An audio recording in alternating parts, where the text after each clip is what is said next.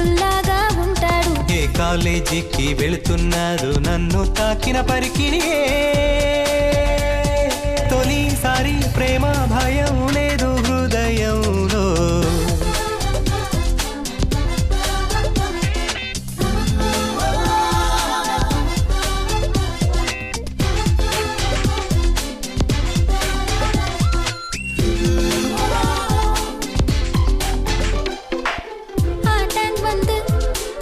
జలతీరంలో యువ ప్రేమికులం మనమౌదా